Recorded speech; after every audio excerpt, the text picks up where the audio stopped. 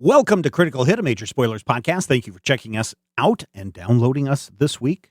I kind of forget how that goes. It's been so long since I've had to do that intro because we've been playing Achtung, Cthulhu in a very different way. I wanted to approach this this game almost like you were watching Saturday matinee movies. That's why we have that kind of like Amblin Entertainment type opening with, you know, your spooky musics. And boy, if people who are patrons have listened to the VIP chats, you know why that music changed so much throughout the throughout this gameplay, and why we ended up with the music that we did at the end. All I can say is, ooh, I'm gonna shake my fist at you, algorithms. Anyway, we are done with Achtung Cthulhu. For now, question mark, I don't know. But I wanted to take this time, this week, to share character reactions to this game. Now, this is interesting because typically in post-session play, I sit around and we talk with the players for a little bit to find out what they liked, what they don't like. Some of those conversations have been released in previous GM Roundtable episodes that you can hear over at patreon.com/majorspoilers. These two, though, I kind of saved because they were kind of like wrap-up conversations, and I thought they were better served as the reflections on Achtung Cthulhu as a game system and me as a GM, my story, etc. So this is actually a combination of two different conversations. One immediately after 785, when Brian's character Valentino goes insane, and the other one immediately after 787, after we completed the campaign. And it's weird because when you listen to this first part, the one that we recorded after 785, it really feels like we're having a conversation about, well, 785 was the last episode, even though we had two other episodes or one other session to record. So why don't we take a listen to that conversation? And as a tee up, remember, this is immediately after 785 when Valentino has gone insane.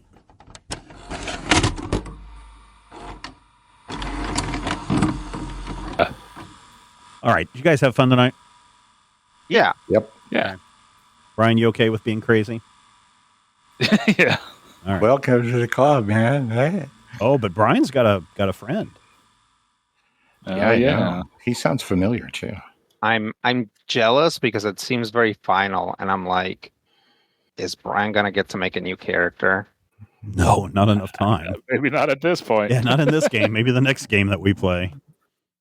Yeah. Well, were you thinking of coming back to this? I don't know. It depends on you guys if you enjoy it or not. I would probably, if we come back, I know not everyone is a fan, but there's a pre-gen that is pretty fun that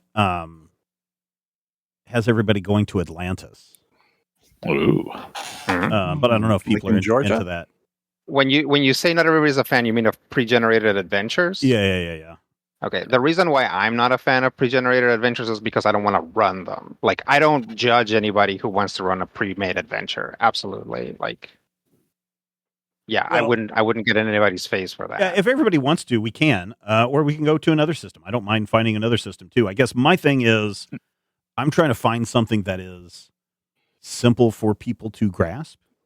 Yeah. So that we can get into the fun part as opposed to spending 35 minutes on, now, how do I do this again? How do you feel that this system did? You think you think maybe this one was too complex to begin with? I don't think so. It really is fairly simple, right? Roll two d20s and hit your distance. That's pretty simple. Shooting gets pretty simple. The problem is that I have is there is, with a lot of the creatures, it's either a will plus resilience attack, right? Or, a fear attack, or it is a hand-to-hand attack. None of the creatures that you've really come across, say for Nazis, are shooting back at you, right? Right. And so that at times feels very limiting, like, I forget which one it was, where it was just nothing but back and forth hand-to-hand combat stuff. And so that to me, it felt kind of limiting. We didn't really get a chance to explore the magic. I think the magic is the most complex part of this game because how it deals with you have to take a certain number of fatigue in order to cast a spell, and that can wear your character out pretty quick. Like if Brian had gone full on spellcaster at the end of every combat, he could be so worn out that he is just passed out, not out of the game, but just passed out. And that's what's going on with your mother. Is she's becoming more and more exhausted as she continues to generate her spells. Yeah, there's a fundamental contradiction to this game, I find. Which is? And that may be my fault too. So. No, I don't think it is. I really don't think it is. I think you are working very hard and doing a really good job of mitigating that. But it's that it wants to be this game is pulp. Yes. And also it's a game about losing your sanity because it's the Cthulhu mythos. And it's like, up until it got pretty late in things, like the Shadow never had to worry about this. Like, no, you know what I mean? It's like the thing that makes pulp is actually kind of like the lack of consequences. Right. And that's why I felt like the best game that we ran, or the best session that we ran that felt pulp, well, there's two of them. The one where you guys were in the desert and you were down in the cavern rescuing the sacrificial woman and the tentacle monster was coming in. That part of the story felt very pulp. And then when we did your cousin as what the heck is he? As the flying fisher? beaver? The fisher. Yeah, as the fisher. Yeah. That is the one that I liked because it was also just super pulp top to bottom. Yeah, it's like two grizzled cops and like a kid playing a superhero. Yeah. Yeah, there's a fundamental contradiction to Achtung Cthulhu in that it says it's pulp, it says it's cosmic horror, and it pulls very hard toward cosmic horror and not hard enough towards pulp. Which is fine. Like by now, I feel like I know what this game is asking of me, so I'm not like sitting there frustrated. Well, I think I wish I could punch Valentino's madness away. Yeah. Well, I mean, yeah. Then again, I haven't tried that. Well, he's already gone. I mean, he's already gone too far, right? So if he had developed a scar, like his character is essentially out of the game. But had he developed a mental scar, then maybe smacking him across the face and telling him to snap out of it might have been a solution. But I think that there, at one point, it was a couple of sessions ago, where you figured out that if I just do whatever my base thing is, I know I'm going to generate more momentum that then Rob can use as bonus damage die for his gun attack. Yeah. And that's the point where I was like, ooh, this is kind of what you should be doing. Everybody should be working together to generate those momentum and use those momentum and those kinds of things.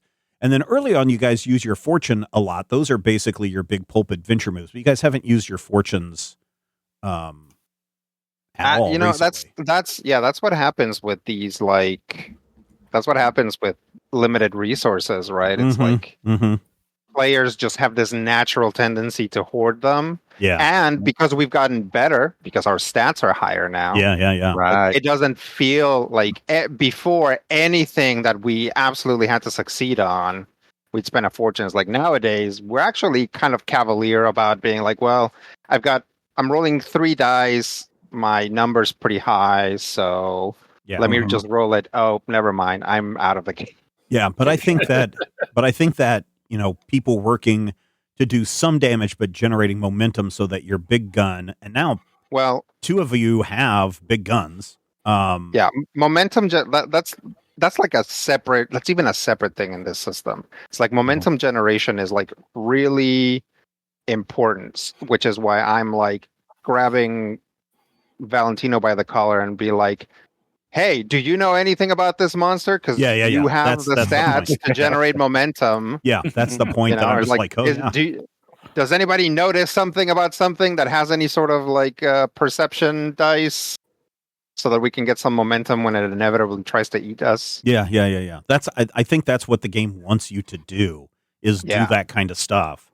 and then Right. everybody is able to celebrate the victory together because everybody played a small part in blowing up the monster. Now, that being said, you guys have not been taking on like any high tier monsters. Yeah. Like It seems some of these have like stress of like 22 times 2, Yeah. meaning that Some- it's not 42. You have to defeat them one time, and then you have to kill them all over again. again, I look at the monsters and I look how like huge their like armor values are and Yes, stuff. that's the other thing. And I'm too. like, how is this pulp? Right? Yeah. Like, Mhm. And maybe that may be the part of it, right? Because when you are dealing with cosmic horror, you don't defeat cosmic horror. Cosmic Yeah, horror exactly. always wins at the end, and that's Yeah. why I didn't want to do, because we already did Call of Cthulhu, where Mm-hmm. everybody went mad. That's because we were idiots, Rob. Yeah. But the point in that game is that you do go mad. The point in this one, I think, is you are supposed to be defeating Nazis and cosmic horror at the same time. But if you went up against like a true Shoggoth, it's got an armor of like 10. Yeah. And you have to, and it has and it's like injuries of like 3 or 4. Yeah, and like me, like basically putting Bug Eater on Dutch's shoulders and I was shouting Mecha Shiva, like it's still not enough to get that much armor piercing and that much damage on a lot of the monsters. Especially right? when you are limited to the amount of momentum you can have, and you're limited to the, I believe, I have to go back and look, but I believe you are also limited in the number of bonus damage dice you can use. Like, I think Yeah, you're only and- allowed to use like up to 5 bonus dice for damage, which could be enough to break through. But, if you're fighting Cthulhu and he's got, 40 stress and 12 armor, that's going to be a long fight. Yeah, and that's the thing is like, is this game telling me not to fight Cthulhu? Right? Is that what the game is telling me? Like, hey, by the way, there's no way to actually fight this character. You like, as it should be, you will die or go mad if you face this character. And I'm like, if that's what the game is telling me, then fine. But you can't call it pulp because Right. It's like the closest thing that, again, the Shadows, your Doc Savages, your El Santos get to losing is like the bad guy getting away, right? It's like they basically always win in the end, or they get another clue to move things forward. Like they never run up against a wall that kills them again until later when somebody killed the Shadow and put his head on a robot body. Yeah. Right. But arguably that was long past the pulp days. Well, I would encourage you, Rodrigo, to read the generic quick start version. It's called A Quick Trip to France. I don't think there are any. I'd have to go back from and Achtung Cthulhu. Yeah, from Achtung Cthulhu. It's a module that they basically run at game conventions and everything. It's like the default. Here's how you get into the game kind of thing. I'm trying to remember. I think it's mostly cult members and stuff. I don't think you're dealing with any cosmic horror stuff in that one. But I think that gives you and again, that's the thing is, does this game want to be a World War II game? Which a lot of it is, we want to be in the trenches. But then at the same time, there's a module called, is it called the Führer's Express or something, where you are literally trying to board Hitler's train to kill him on the train. Now, of course, Hitler's not there, but he was in Argentina apparently. But again, there's feel that like kind of a game. There's also one that's like you all go home on leave. It's another module. You all go home on leave and you attend a small community baseball game, like the 4th of July baseball game. But there's evil afoot at the baseball game, and you have to uncover it, and it has nothing to do with cosmic horror. Okay, I mean that's fine, but yeah, it just like I feel like there are 4, like up to 4, maybe even 5 directions in which like this game is pulling you. Yeah. One of which is very much like, here's Modifia's signature system, make things fit into it, and it's like, well, maybe this system is actually not good for either cosmic horror or pulp. You know? Yeah. And that the center of the Venn diagram of cosmic horror and pulp is weird because a lot of the pulp that I remember, when you get to the end, it's like, oh no, it's the King of the Lizard Men. No, it's not. It's three raccoons in a trench coat pretending to be the King of the Lizard Men. Yeah, yeah. And I feel like you have to go into a Cthulhu game, and I've said it flat out. I go into a Cthulhu game assuming that I'm going to be dead. Yeah. And my thought process is always out of character, just burn the books. But if you burn the books, you don't do anything. You don't have any fun. So you literally have to throw your character in harm's way with the expectation that, oh yeah, he did anyway. Hopefully that's what heroes do anyways, want to throw themselves into harm's way. And that's fine. Like, that is okay.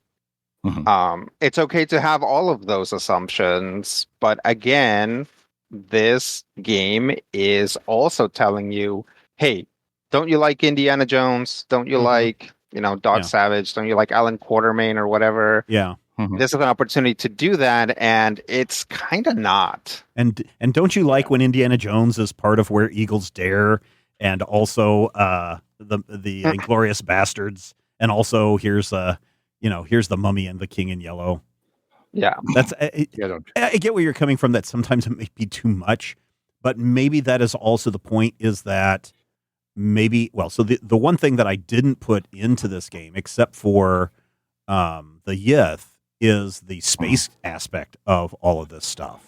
Sure. Although it is dropped hintingly multiple times. But I think you could play this game as if so part of the problem is the conceit was because the game was brand new when we were just getting ready to play, or relatively brand new. And so it was everybody's in the military, but then as modules come out, you've got, here's a saboteur, here is a member of the resistance, here is here is this person. So you could literally just play at one point you guys were going undercover as buyers or something. There's literally a class that's like a ambassador / whatever kind of class, like spy. So, like spy stuff. So you guys could just be like normal people, and there are like average Joe average characters in here that are not military people. But that didn't come out until after we started playing the game, and that you were all in the military. So and I mean, then that's fine. Like sometimes the two cops that Brian and Rob keep playing. Those are part of a module that came out after the start. So, and your game concept may always invalidate other stuff, right? Like that's not bad, right? Like we were all like being some like really shitty soldiers because the only thing we had in common was being a soldier, so we had to like diversify in other ways. If you were running a game where instead of like starting in 1930, it was like 1940, right? And like everything was already happening, then it makes sense to have like a soldier and a saboteur and like a diplomat and whatever running across the European theater. Yeah, and they've taken a lot of these they've taken a lot of these expansions, and they're set during specific times, like spring 1940, summer 1943, or whatever. And so they do that. But I don't know. I wanted more pulpy stuff too, and I kind of have gotten tired of all the Nazis. But I think part of it is using the Nazi characters in here as holding a mirror up to today. Sure. I'm also tired of all these Nazis. Yes. Yeah. Is kind of like I kind of want to poke fun at certain people that aren't thinking correctly. And yes, you hate Nazis. Well, have you looked in the mirror kind of stuff. And so that's kind of why I needed to keep that up. But definitely. And I didn't think we would literally have to be fighting Nazis at the end of this game. Again. But oh well. I'm glad you guys enjoy it. I'm glad you guys are having fun. And if you wanted to play another game of it, I definitely have. There will be a hook at the end of this, if you survive, that sets up a second, another adventure, another big adventure. I'm having a good time. Like a lot of this, Steve, it is like, workload. Yeah. And how do you feel putting stuff together and stuff? Like after it's like I'm looking at Lancer and I'm like, Lancer's a lot lighter to run than D&D 4th edition. It doesn't seem like it, but it is because the NPCs are like a single box of like modular things as opposed to a giant stat block. 4th edition, which was like every monster is different. You have to read through their stats. You have to figure out what they do. Is like here, there's like just these archetypes that you can just tweak. Yeah. So that helps a lot, right? Yeah. Yeah. But I'm like, not everybody's going to want to run this, right? So it's like a big part of it, this being like really your first long-term campaign, you have to like think about it and be like, were you happy with the amount of time you were spending planning things? Were you like absolutely exhausted after any session where that was like rules heavy or whatever? Mm-hmm. So like a big part of that is like at the end of this, you should really think about how you felt running it. I can tell you exactly. I feel Brad and I were talking about this just on Monday, where I was like, of course, everybody knows my dream theories, but sure. On nights after IGM, I'm usually in a very, very good mood, except for the night that I stole Rob's key. I felt really bad about that.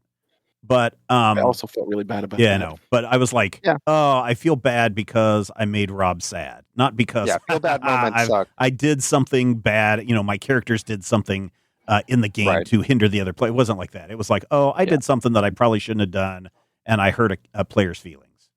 Sure. But usually after GMing, when I am able to fall asleep, usually most weeks, after anything, 9:30, I'm out. I'm like totally out because I'm just so exhausted lately. But on GM nights, I usually lie in bed for a little bit thinking about what's been going on. And then when I go to sleep, I sleep hard and my dreams are super vivid. Like I know Wednesday nights, my dreams are going to be more vivid than any other night of the week. And the question that I was postulating to Brad was, do you think GMing and exerting all of that creative juices, does that stimulate something in your brain that causes your dreams to be more vivid, physiologically or psychologically? He didn't have any answers to that. I kind of threw it out to the listeners to kind of respond. A couple of people have responded about their wacky dreams, but nobody has responded about that connection between being a GM and having those kind of dreams. Because, like when you were doing Void Saga, there was a burst of creativity for you where you wrote an entire book, right? And Brad was like, when I was first thinking about doing this, Brad is like, oh, are you going to write a book too? And I said, I don't know. He goes, I said, I don't think so. I don't think I'm going to have that much energy. He goes, oh, you might be surprised. So after the game sessions, I feel really good. And generally going into the sessions, I feel really good. And the planning part, and again, I probably have gone a little to the head on this one, but I feel pretty confident that if I know the rules well enough, that if you guys wanted to run a game right now that was not this large mission, like the pulp. So when Matthew went off that first time and we did the cops and the whatever Cops one. and Yeah, and then we did the cops and keys, and then whatever one you were doing, Rodrigo. Those were literally last minute because you guys will remember that I was like, "Hey, so and so can't make it, but we need a game. Let me come up with his story on the fly," and so I feel confident that I can do that part. But I need to know the system. So if you guys were like, "Yeah, let's do an Animal Wrangler now," Steve and GM, I'd be like, "I have no idea what to do. I mean, I have an idea, but I would know none of the mechanical parts to make things go from point A to point B." I can tell you that from like a brain mechanical theory, and I'm still on your dream hypothesis, when you are engaging the parts of your brain that imagine and create and think, you're engaging the same parts of your brain that are actually causing your dreams. And I've said Cinderella was right when I paraphrase her.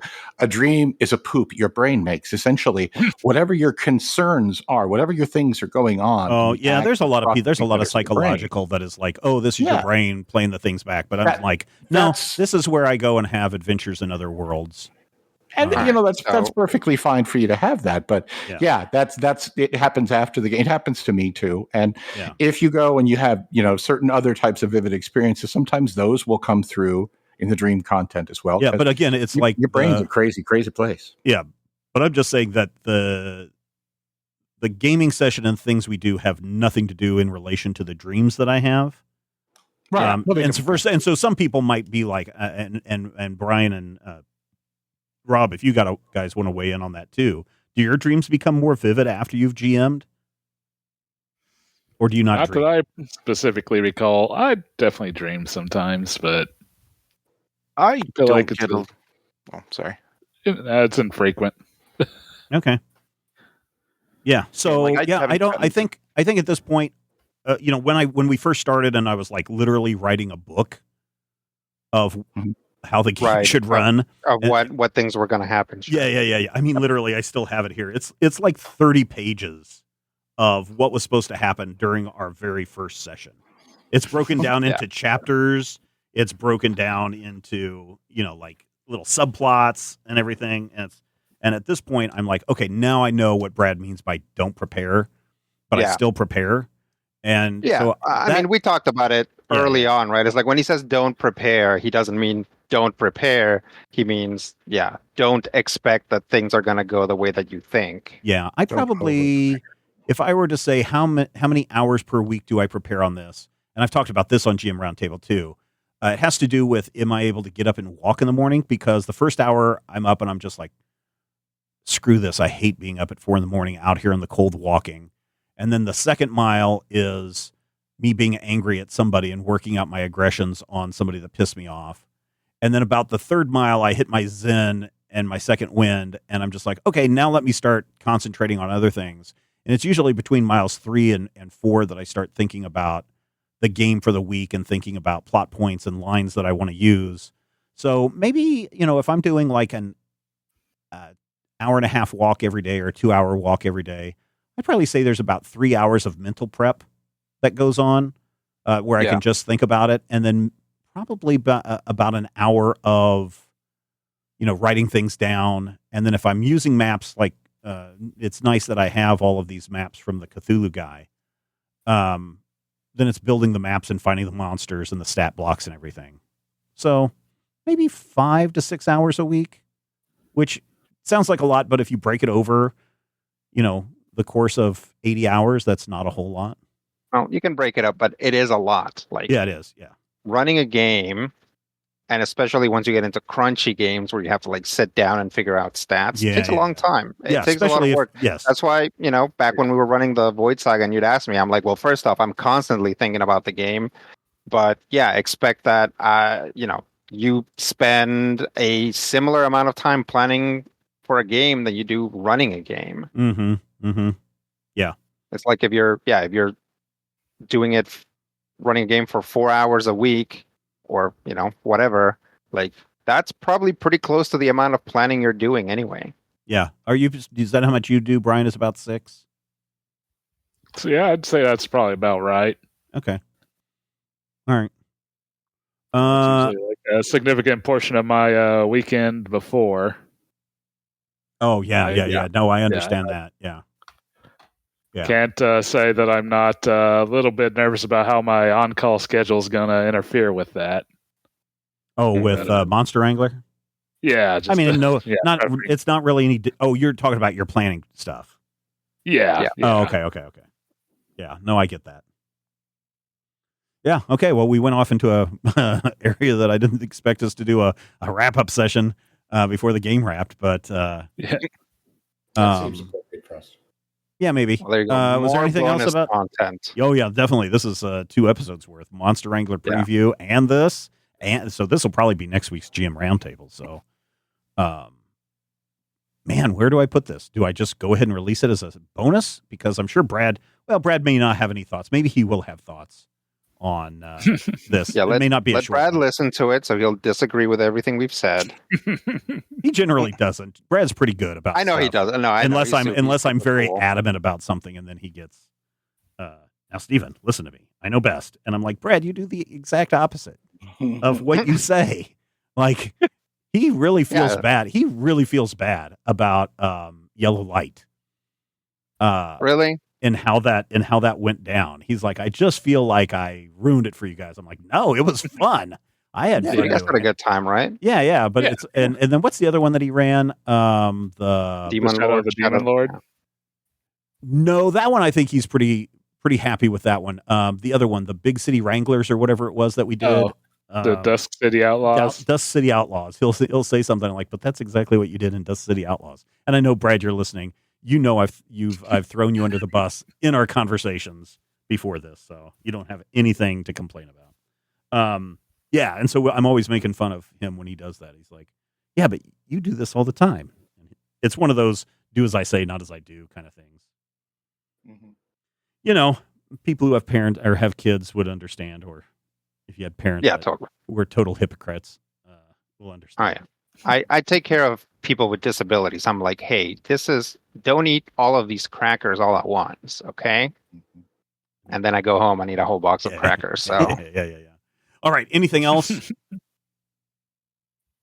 I don't know. I was largely just curious. Is this a system that you would like to come back to, even if it's not in this? setting? Yeah. I really like the D20 system. I think it is the easiest thing that you can do. And so that's cool because guess what? Star Trek runs on 2D20. Conan runs on 2D20. Fallout runs on 2D20. So, I like this system a lot because it is very simple mechanically. Yeah. So I would come back to this system without hesitation, especially because it is something you can get inexperienced players to quickly pick up. Because man, I am the sponsor for the D&D club at the university, and so their first meeting of the semester, I went to introduce myself because it's the first time I was their sponsor, and there were new people showed up, and I was like, well, did you guys plan for this? And they're like, no. And I'm like, okay, well, why don't you guys help these people build a character for those of you who don't have your regular game here tonight? And I was thinking back to trying to explain to people who know very little about Dungeons and Dragons, walk them through the process of building their character. And it was a nightmare. I was like, oh my God, if I were these people that showed up and had to go through all of this really weird, convoluted, literal voodoo stuff that you're doing to create your character, I would probably run away and never come back. Now, the plus side is they did come back and they've been playing every week that they get together. But, that character building stuff and then trying to understand some of the mechanics of Dungeons and Dragons is kind of intimidating. Yeah. This one I don't think is as intimidating. No, this one's a lot more straightforward. Up until you first kind of have to wrap your brain around roll under systems. Yeah. Once you figure that out, it's not that bad. Stupid alligator. I was going to say, I had a long aversion to roll under systems for quite a while. I've definitely did you guys warmed up a bit more to it more recently. Because of this system? I mean, not just this system. Like there, with the whole resurgence of people like the old school Renaissance and other people, kind of throwing back to older systems, it's really become a lot more common again. Yeah. So, yeah. Do you like this system, Rob? Yeah. Okay. What do you like about it the most? Probably mostly the same thing. Or biggest reason why I like the World of Darkness system is that its skills aren't directly related to specific things or to specific attributes. So you can mix and match to have something like a brawn engineering role where you're just like, I'm trying to force this thing into place correctly. Yeah. So you're. It's one of the complaints I have with D&D that is solved by this type of system. But otherwise, everything else is just everything works fine, and the system has been fun. All right, cool. All right, I was writing down Brawn plus engineering because I like that. So Yeah. Okay. A little bit of progressive maintenance. Yeah, there you go. All right, guys. Thanks so much, and I guess we will see everyone in 2 weeks. Right. So All that right. would be whatever day that is, and we will definitely be done by the 23rd. 23rd will probably be 23rd, unless you guys all die the next session. 23rd will definitely be the last session. Let's get together in the off time, guys, and figure out how we're going to die. Like we actually need to do that. Like we're barely hanging by a thread as it is. Right. I know we're not at the end, but I'm curious how everybody had a secret. That's one of the things that I asked you guys to do is have secrets. Mhm. And I use that against each and every one of you. Everybody has a secret. Did you guys like that or not? Yeah. Okay. Yeah, it's Because that's not part of the game. That was just me being, what can I do to make these people kind of paranoid about each other as teammates or, hidden secrets? Yeah, that stuff gets you into the game a lot harder, right? Like having something that the game then manifests back towards you is usually really helpful. There are some people, and I don't think there's anybody like that here, who really don't like that. Or rather, they have a sort of like they want to have like some sort of protection over their character. Where they're like, my character has like a sidekick or whatever. Is like you can never imperil the sidekick, or they'll actually get mad. Mm-hmm. Yeah. But I don't think any of us are like that here, and so anything that we give you to work with, like the assumption is it's going to come back in some way. Yeah. And I think it's. Go ahead, Rob. I'm gonna be real honest, and I forget what secret I gave you or what it was used at all. I did. Oh, you know what? We may not have ever gotten to your secret because, and that is one thing that I do kind of kick myself about, is because we never went to Nebraska. But I think everybody else's were revealed pretty quickly. Secretly a Cho-Cho. Achtung, Cthulhu, I'll have to go back and double check and see what yours is. The only thing I can think of is like I didn't join I didn't have permission to join the military. Yeah, I don't think that was. I remember it. Like some vague family problems of no, I'm going off to do this, and mom doesn't know. Your mom and your uncle dad were arguing about it the whole time. It's Alabama. Right, Nebraska's different.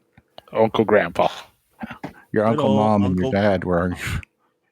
Yeah, I don't have Grandpa. I don't have it in my stack of. Oh, here we go. Don't worry, kid, none of this is canon. Yeah. The trail. On Haunted Hill. Yeah, kind of speaking of secrets, I was considering doing paranoia when I was tasked with doing a game. Oh, okay. Yeah.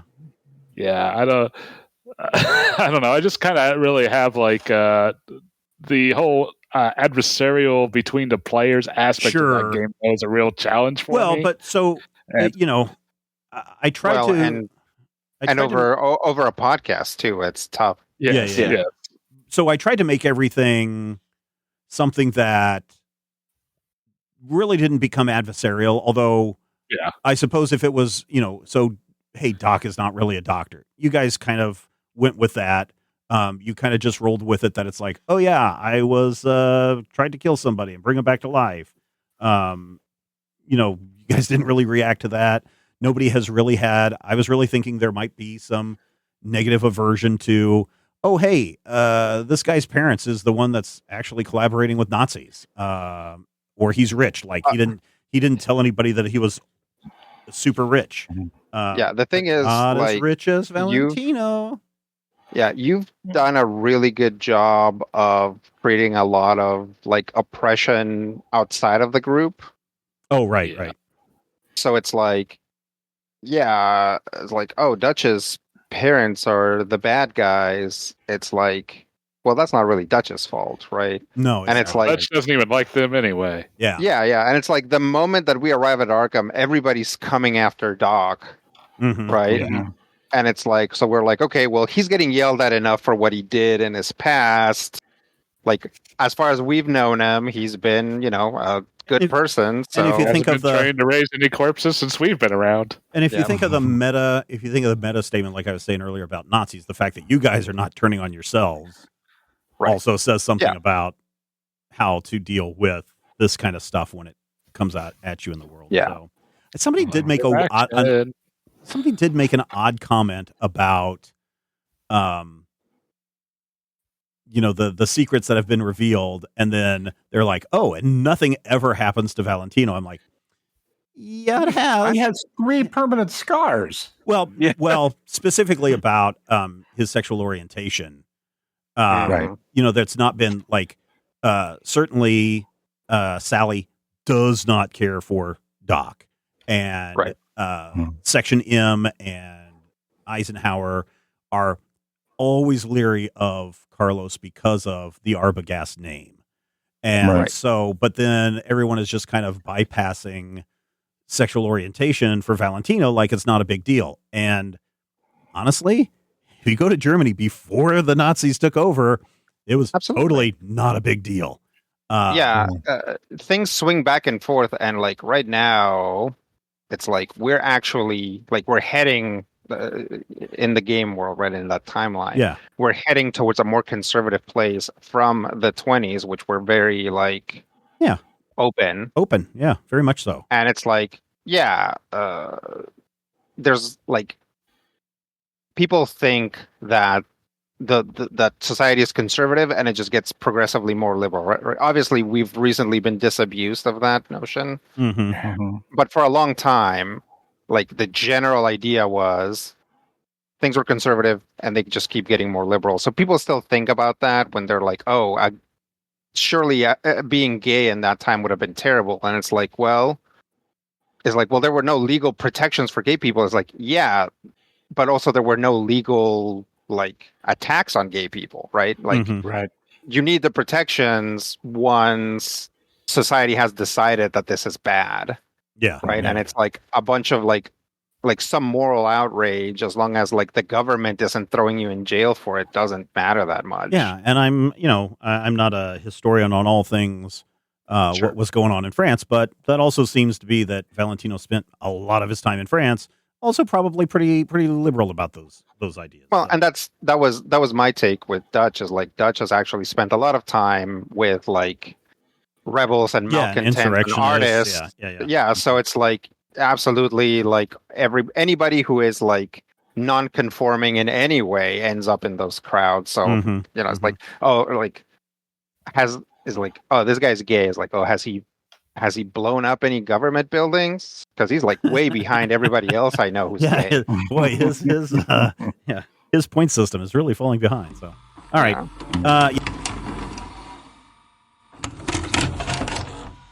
Before we get into the second part, the one that takes place immediately after the final episode, a couple of people, this was a while ago, somebody was like, hey, could you run down everybody who is a patron who appeared in this game, in Achtung, Cthulhu, Punch All Nazis?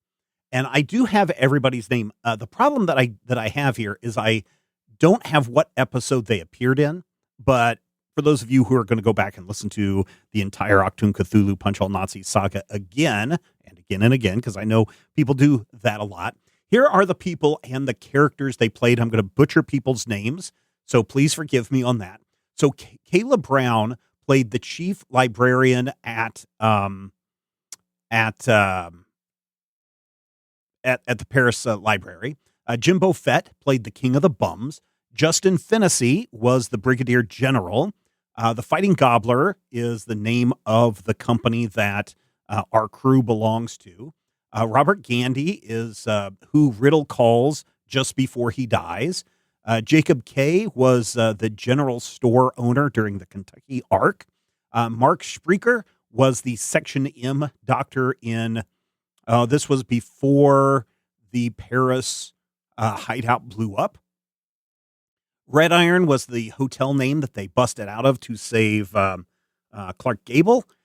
Pontus Halion became a recurring character as the astronomy researcher and friend of Antoine and Valentino.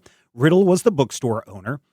Ingrid Lynn John was the secretary. Crystal Wiles was a reference librarian at the Paris Library. Stephen Howland played the secret agent who turned into double agent. Mark Smith was the mayor during the Kentucky arc. Graham Gemmell was a dead admiral in, I forget where that was at.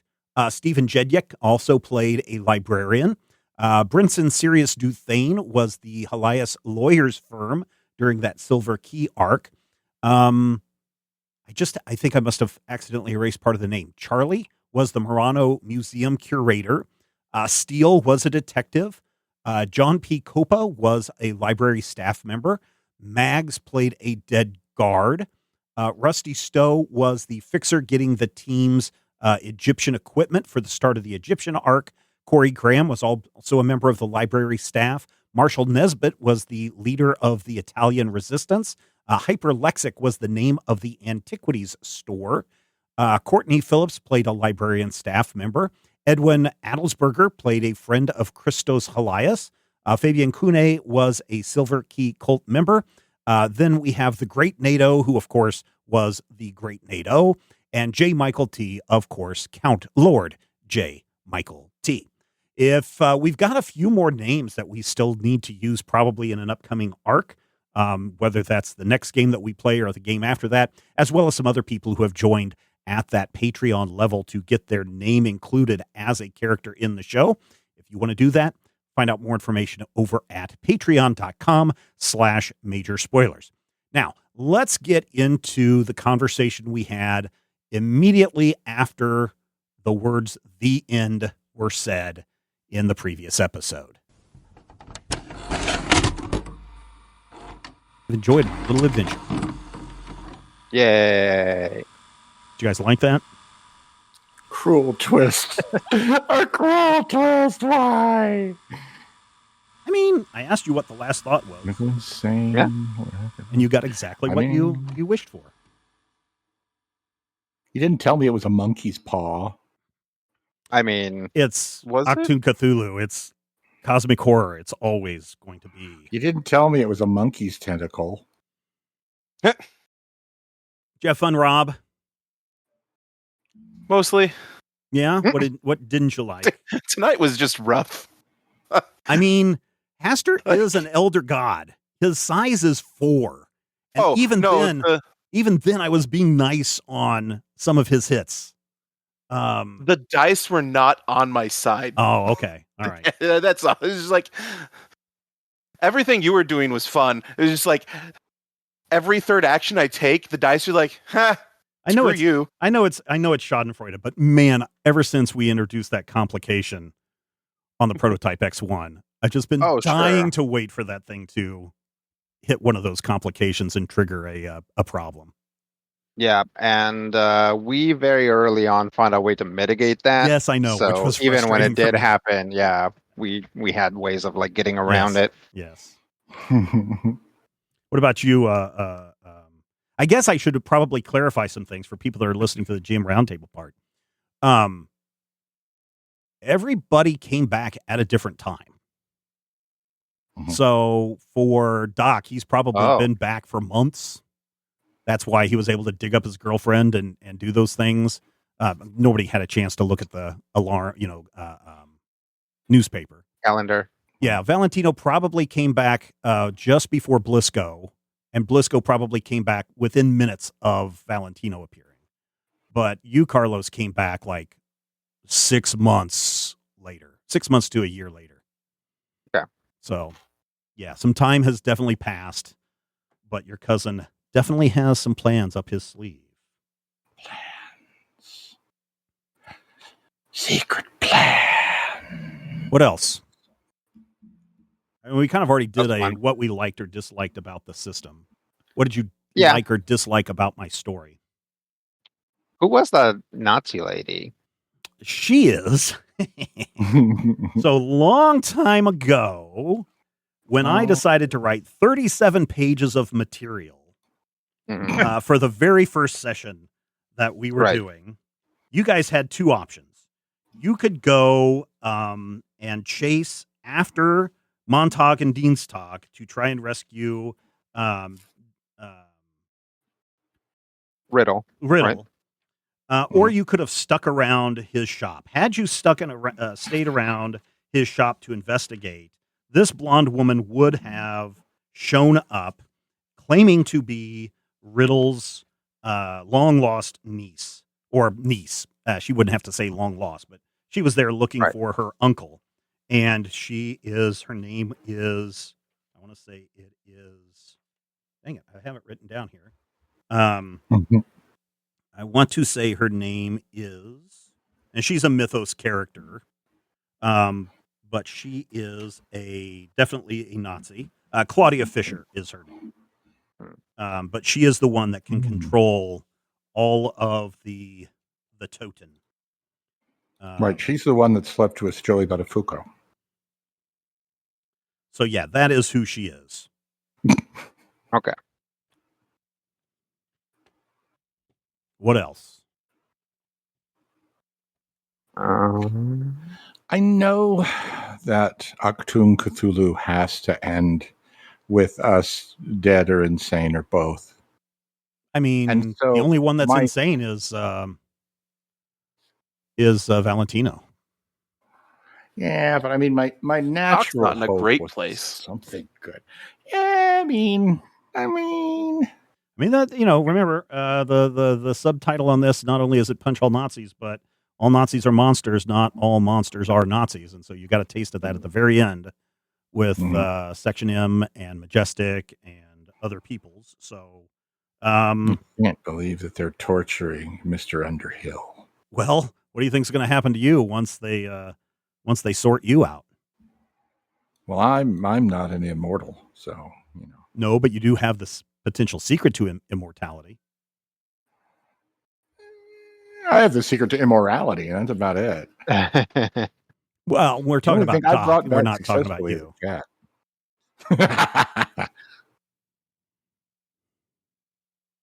Go back to sleep, Cat. I wasn't talking to you. Anything else that you guys liked or disliked about the story? You can hit me hard. I don't care. Really, no. I mean, I feel like I have said from the beginning that the amount of work that you put into that initial 37-page document, I'm not sure it's 37, but it's definitely in the 20s. Yeah. You know what you mean. It's given you a really strong kind of a framework for what you want to do, so that when you came to the point when it's like, now I have to vamp, I have to fill some time, or I don't want to do what I was planning to do, I'm going to do something different. It really, it gave you the confidence of the setting, even though we're all learning the game together. I think, does that not happen to all the GMs once you kind of figure out the structure of your world? Yeah. I mean, we're about to get a 97-page document from Rodrigo, which is probably kind of similar to what I've done, but you understand the world and all the factions and all the things that are in on that. And so if you have to so your future notes are probably not going to be as detailed because you don't need it, because you've already built that world in your head and know what works and what doesn't work and what things are going to, function if you have to go off and improvise. Every once in a while, somebody will ask me something like, how do you come up with names for towns? And I'm like, well, the way that I do it is first I create the last 100 years of culture that have happened in that area, and then it's easy to name the towns. Yeah. I think, and that's when you know your source material, both from the game and from what you're creating, it's a lot easier to generate new things and to have NPCs react in ways that make sense.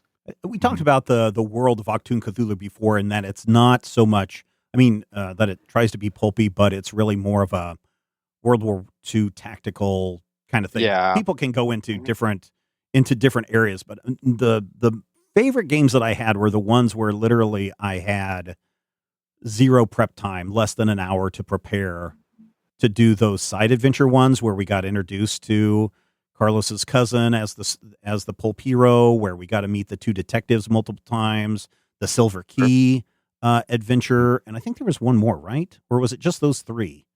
I really enjoyed those because they were last minute, kind of like, let's cobble together something and see if it works that way. But it also fit within the greater context of the story.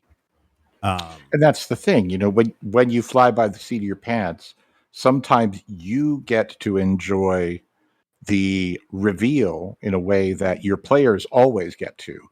But as the DM, you're also part of that reveal. So when you're flying blind like that, or when you're like, we're all going to just kind of go into improv mode and what happens, that really kind of gives you a little bit of a, hey, I was surprised this happened too. And I've always loved that about the game. I love that about every game, is the point where the players do things that freak me out or surprise me or make me think I would have never done that. Which is why, you four idiots are so much fun to play with, because every one of you does things that I would never do in a way that I would never do them, and makes it work. And it's so awesome to just like sit and watch the brains going and go, yeah, I do this weird stuff over here, and I hope that's cool. So Sure. Yeah, seeing Steven, in this full-on role, and I think isn't this like your fourth game that you've DM'd for us now? No, I've only This done is like a second game. This is only my second one, because the first Are one you sure? was what the hell did we call that? It was the GM's workshop. Workshop, yeah. Mhm. Something like that. So that was that game, but that was just one session because that's all the time that we Okay. had for that. And then this one. So yeah. Oh, Yeah. Well, then even Steven better. I was didn't give himself anything in between. He went from like Yeah. a What the heck is this thing to like one A game where very there was serious like a fair amount of hand holding, at least in the planning stage, yeah. to like a full multi-year chronicle. Yes, and now my So- hero's journey is complete, and now Critical Hit has come to an end. I started out a novice. I walk away a little bit better than a novice. The master. Yeah. So I'm glad you guys had fun. there are people out there going, what? I mean, they No, already it's know. not over. You They've guys been can- listening to the GM Roundtable for since this campaign began, except for one guy who's just like, yeah, I'm just on episode 3 of Punch All Nazis today. I figured I'd binge it all, and I'd be able to catch up by the time you guys got to the end of the game. Like, well, yeah, pretty much. You Yeah, better hurry. hurry. You better hurry. It's all bingeable now. Yeah, I enjoy this. I like the cosmic horror stuff.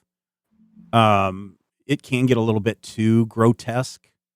And I know some of the descriptions I've used are getting into that range, but not quite like what I have heard other people get into. So I don't want to go that far. I have nothing against Rob Zombie as a person. I think he's very creative. I think he has a good idea and love for the horror genre. I just can't stand his movies because they're just too far over the top as far as the goriness goes. Yeah. And the Munsters is a completely different discussion, but yeah, I just, I don't want to go that far. And unfortunately, when I go looking for horror movies to watch, a lot of times I'm like, is this going to be too gross, or is this going to be just tipping the iceberg of, the unknown? And I think it's the unknown that really is interesting, even though it may have things like, there's this movie that I really got into that is kind of like a King in Yellow type movie. It's called The Empty Man. It's based on a Boom Studios comic book. Mm-hmm. And in the opening segment, there's a person who cuts their own throat open. Mm-hmm. And that's pretty intense moment, but it's not like a Kill Bill scene where, you have 22 minutes of blood splattering all over the place. That's the stuff that is just like me. I'm kind of like Carlos in that way, where it's like, woo! Yeah. The cosmic horror and the body horror They're really hit kind of not my jam by any means, but I'm also perfectly fine making myself uncomfortable, because one of my favorite things to watch are gross, horrible body horror movies. because they're Yeah. gross. It's just like, I hate that. But I'm also like, I'm that person who doesn't like the cosmic horror just because, we've always joked 15 years ago or so, Rodrigo changed his name in the chat to the universe which hates you. But this is literally a universe that hates you. Elder beings trying to destroy and eat you. It's not And that you're well, going to be like crushed in the wheel. It's just like, yeah, I think part of that isn't that it's the universe that hates you. When you're dealing with cosmic horror, it is the universe doesn't care about you. It doesn't even acknowledge you. It's like the universe, or cosmic horror, the elder gods, Yog-Sothoth, they regard you in the same way that you regard an ant. Yeah. Right. And they're very surprised when you get killed by ants. Yeah. Right. Yeah. So yes, very much the cosmic forces of the universe get mad because it means that somebody left something in the sink for way too long, and now I have to put out traps. Maybe that makes sense. Maybe. I mean, sure. I mean, the cosmic horror has laid out. The elder gods have laid out arcane knowledge that opens up or gives mortals humans. That might be your ant traps. And sure enough, here come the humans and the cultists. And of course, gods love to be worshipped. And so they do like their cultists who are killing in their name and doing those kinds of things. So probably the last decent cosmic horror thing that I saw was Annihilation. Yeah. That gets into a little bit into the too gross for me parts. Mm-hmm. Sure. That's why. I think it's good cosmic horror because that's the thing about horror, like parenthesis non-cosmic, is that partly the knowledge of the thing, of the monster or whatever, is important in there. Like they tell you the rules for how to kill a werewolf. Yep, I was just thinking that. Are you actually going to be able to kill a werewolf or kill a vampire or survive the night in the spooky house if you do X, Y, or Z? Maybe, maybe not. Like it's horror, you might die. Yeah. Right? But cosmic horror, by the time you realize you're in a cosmic horror situation, it's already too late, right? Yeah. There are no handlebars, there are no rails, it's like the moment you cross into the field, there was never anything you could have done. Yeah, after that, it's a point of no return. The minute that you guys saw Shoggoth, too late. Yeah, the game was already. And that's the thing is it's not even something that you decide to do, right? So cosmic horror has that extremely unforgiving aspect, and honestly, that's hard to convey in a role-playing game where a big part of the appeal of a role-playing game is agency, right? Is the fact that you get to influence as a player some aspect of the story. Yeah. So to then deal with something where oh, well, your brain is messed up now. You're like, okay, well, I guess I got to play somebody whose brain is messed up now. Maybe I didn't want to do that, or I didn't go in thinking that I was going to do that. And I'm not saying that any of us did or didn't. I went in with my brain messed up from the beginning because I knew. Yeah. You can't do and that's Infernal books. Yeah. I mean, that's the thing about cosmic horror is that it's an interesting thing to play in a role playing game, and when you play Call of Cthulhu, the game is very much geared into the spiral where you just continue to lose something, right? Some value of your character until they're basically unplayable. In this game gives you a lot more agency. Once our stats got high enough, it was over. We were basically able to do things. Mm-hmm. And so, not to get into Achtung Cthulhu's paradox again too much, but it's this is a game that wants you to do things. The game wants you to do things, but also it's cosmic horror, and there's kind of this thematic thing that pulls away from that. Yeah. And Steven, I think you walked that really well. Oh, thank you. I never. It's in the times when cosmic horror things happened. I didn't feel like my agency was necessarily being taken away. I was just like, oh yeah, I'm familiar with this. So what's going to happen is going to happen, right? It's like Dutch got controlled by a tree for a while, and it's like, well, you just gotta That was fun too. roll with it, see what happens. Yeah, I was having a good time, because I like the attention. Yeah, it's just I think Steve, I think you did a really good job of walking that like kind of a nebulous line that this game asks of you. Yeah, I think so. But there are times where in the GM Roundtable episodes where Brad was like, "Oh no, you messed up big time. You did this, and that is like breaking the contract with the players." And What is it like to have Brad? Oh, we give each look other over shit. your homework. Oh, we give each other shit all the time. So there were some times where we had some heated arguments, I think, but they were still done in with fun and respect, right? Like where he would say, "Oh, you should do this." I'm like, "No, I'm not going to do this. That's dumb." And I would go my argument. He'd like, "No, but now you're doing this wrong." And then we'd go back and forth. But I appreciated. So there are things that happen in the game that were like, "Oh, you know what you should do is this," and I'm like, "Oh, that's actually a good idea. I will work it into the story." And so I think it's good to have somebody that you can talk to and collaborate with, and I'm sure that Rodrigo or maybe even Brian, with your significant others, I don't know if you bounce ideas around off of them or not when you were doing games or not, but I really kind of liked having Brad there as somebody going, "Oh, you should think about this," or "You need to be cautious about this," or, because he's been gaming longer than any of us. And I think that he's got this insight into how GM should deal with players on a variety of different levels. And so I really, really appreciated that a lot. So I would not, sorry, I had to pick something up before the dog got it.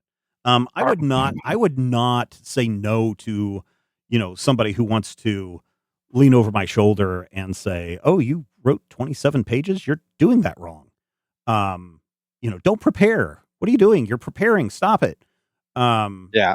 And then just discussing, like, if I've got a frustration with something that happened, being able to talk that through to somebody who's gone through that, I think is really kind of a good thing. So sure. Yeah. If other people have that confidant that they can talk to, I mean, I'm not saying you have to record it and put it out into the world for patrons, but I thought that was really good. Yeah. And also now people can go back and listen. Brad knocks me down a peg all the time. I'm like, "Oh, I think I understand. I had great fun." And he's like, "You idiot." Sometimes. Like, I think the books out of your hand. I think the best dig that he did on me was after we did the UFO one with the aliens that were stealing people's brains. I think that was you and Brian and Rob. I was like, I had a lot of fun with that. I had zero prep. I was doing the entire thing impromptu live. And I said, I think that if I understand the rules well enough of any game system, I kind of feel like I could go in and do something like that again as a one shot. And he's like, "Nope, you can't do that." And I was just like, "Gee, thanks, Brad." Why not? Like, you're not capable of doing that, or you shouldn't do that? I think he was saying I wasn't capable of doing that just yet. So I was just like, "Okay, Brad." So, he, I think I am a big believer in ego is the enemy. And so I like when people can, with respect, say, "No, you're wrong," or "Here's where you messed up," or anything like that. I think that does ground me a little bit more, and hopefully others too, to realize that, oh yeah, these are things that you need to be thinking about. So I appreciate 30 years, Stephen. Yeah, and I keep telling you, we've never come to that point. 30 years. Your ego is your enemy, but you never listen. So, there you go. Here are some movies that I would really recommend for you guys to watch that are cosmic horror movies that are not necessarily based. Well, there's one that are based on Lovecraft or Derleth or any of the other books that people commonly think of when they think of a Lovecraft story. Obviously, Annihilation is a good one for that. Empty Man, I already mentioned. There's one called The Void, which is probably as close to a Lovecraft story as you can get in how weird it is. It does get really bloody and gross in the third act, but it's still worth watching just because it is insanity setting in on everybody. And I think that that's really, really good. There is the Nicolas Cage Color Out of Space, which is based on the Lovecraft story, which does a good job, I think, for everything that it is. But if you can track down the Color Out of Space, the black and white German one, that one is really cool because then when the color enters, it is this purplish color against a black and white world. So it's literally a color out of space. And then a Cage version, everything just gets a fuchsia. All the lights turn fuchsia. And you're just supposed to assume that this is something that is something no one has ever seen. But the black and white version of Color Out of Space is much better in my opinion. Then there are... How do you feel about Event Horizon? Event Horizon, I have not seen that, but I've seen enough people talk about it to say, oh yeah, this is definitely falls into that cosmic horror. I do want to watch it because it does have Sam Neill in it, and I love him in The Mouth of Madness. That's another one that I think people should check out. That is just a brilliant. That's one of my. That's one that I probably watch at least once every 6 months, just because I enjoy it. Plus, Lex Luthor is in that one briefly. And so that is, or I'm sorry, Lionel Luthor is in that one briefly. So that one is really good. And then there's a trilogy of movies, but really only the first two I think are really relevant to one another. The first is called Resolution, where two friends go out into the woods, into a cabin, and they're trying to, one friend is trying to help the other detox off of drugs, and it gets weird. And then the sequel to it is called The Endless, which both of these movies stand on their own. But if you've seen Resolution before you've seen The Endless, everything makes a lot more sense. But The Endless is another one that I had my oldest son watch, and he's just like, wow, this was a trippy movie. And then The Empty Man, if I didn't already mention that. Is one of the people. The Endless, is that the one where like the guys are like kind of coming back to their cult? Yeah. They get a videotape from their they escape from a cult 10 years prior, and they've been trying to live on their own, and a videotape arrives at the door, and they're like, hey, we just wanted to say goodbye, or we'd love to see you again. And because they're just, one of the brothers just isn't able to cope in the real world, he's like, please just take me back so we can say goodbye. And so the older brother's like, okay, we'll go back, but we're not staying. And stuff gets weird. It's a fun movie. Yeah, I saw that one. I haven't seen the first one. Yeah. So the two guys in the cabin in the woods that they stumble upon, that is Resolution. That's those characters make a return. And if you watch Resolution, there's a scene where the people from The Endless are actually in it. So it's really cool how well they do that. It's the same guys that have done what are their names? Justin Benson and Aaron Moorhead. They have done most recently, I think they did a Marvel thing just recently because they work together as collaborators. Captain America? I think they did a Captain America thing. Wow. Oh no, they did. They were executive producers on Daredevil Born Again. Oh. And they were executive producers on Loki, and I think they also wrote and directed those episodes as well, or some of those episodes as well. So yeah, those are the Marvel things that they've done. All right. Anything else, Rob? You're getting kind of quiet. Do you have any other things that you want to share or yell at me about? No. Why not? Because it's the end of a game. Rob's got some sad. more. Are you going to have a come down period after you play a game like this? Like a long game? Like we're not playing this game again. I mean, we're not visiting these characters again, or we might visit this world again if you guys want to, but not with these characters. Sure. Does that make you guys feel sad when you've completed that? You have to say goodbye. You got to put all the toys back in the box. Oh yeah, there's always the drop at the end of the game, and there's always that moment for me of, comparing how it ended with whatever ideas you thought you had at the beginning. I Yeah, mean, what were your when- ideas that you had at the beginning? Mine were mostly notional, and I feel like, you and I kind of, everything that I thought I was doing, you and I kind of nudged in a different direction during character creation. So I was kind of fine with that because, but at the end of Critical Hit, man, I was, the Void Saga. At the end of the Void Saga, I was down for like 3 weeks, just like, heart for blood, If it really depends on if I feel like I got to like kind of stretch into the character. Yeah. If not, then I'm not necessarily sad, but yeah, it's like a little like it's like, well, I never got to like do the things that I wanted to do with this character, right? I think I definitely got enough time with Dutch to do what I wanted to do with him. So it like I don't feel sad about it. I actually feel happy. It's like the story's done.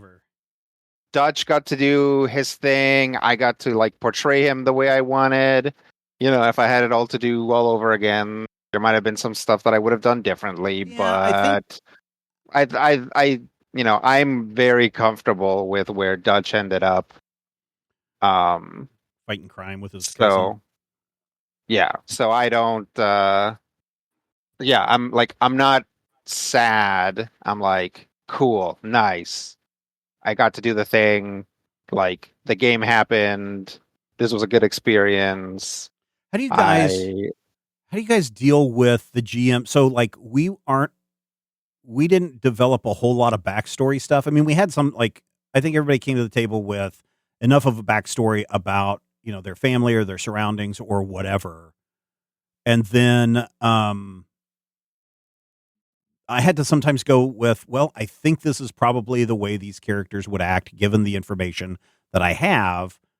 But I don't think that I, as a GM, should go to Rodrigo and say, hey, what would you think if your mother really fell under the spell of your dad and was really into this whole thing of the rich being the dominant force on the planet and using these mystical powers?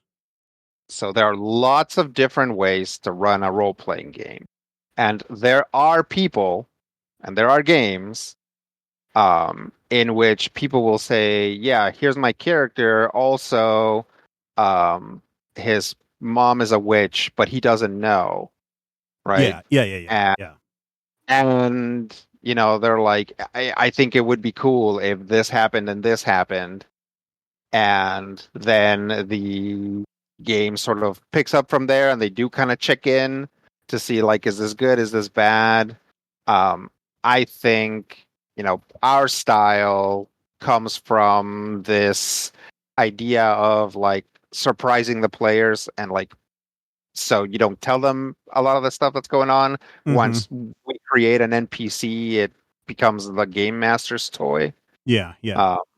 So, I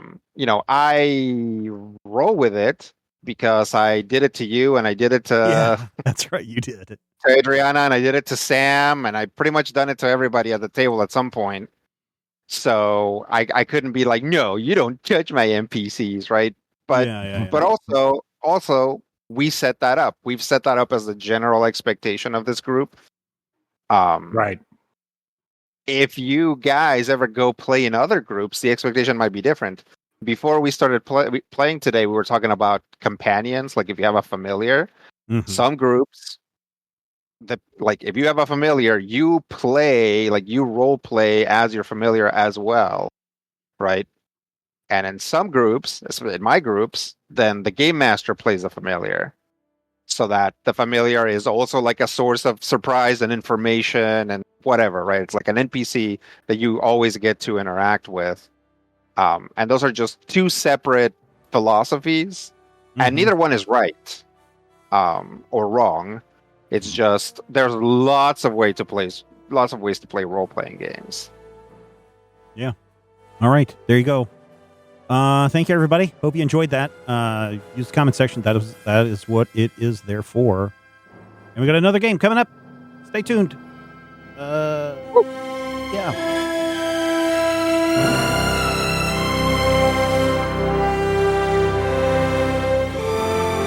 And that wraps it up for this installment of Critical Hit. Thank you so much for downloading and checking us out this week. Questions, comments, thoughts, ideas, reactions, whatever. Head over to the Major Spoilers Discord. Share your thoughts there. And if you want to keep this show going, make sure you head to our Patreon page, patreon.com/Major Spoilers. We certainly appreciate all of your support, because without you, we aren't able to keep this show going. Speaking of that, we have run into some scheduling issues, whether it because of May issues, whether it's because of medical issues or technical issues. We are a bit behind, so I don't know if next week or the next couple of weeks are going to be skip weeks or not. I just want you to know that we are working very hard to create new shows for you. Take care, everyone. Critical Hit is a production of Major Spoilers Entertainment, LLC. It's produced and edited by me, Stephen Schleicher.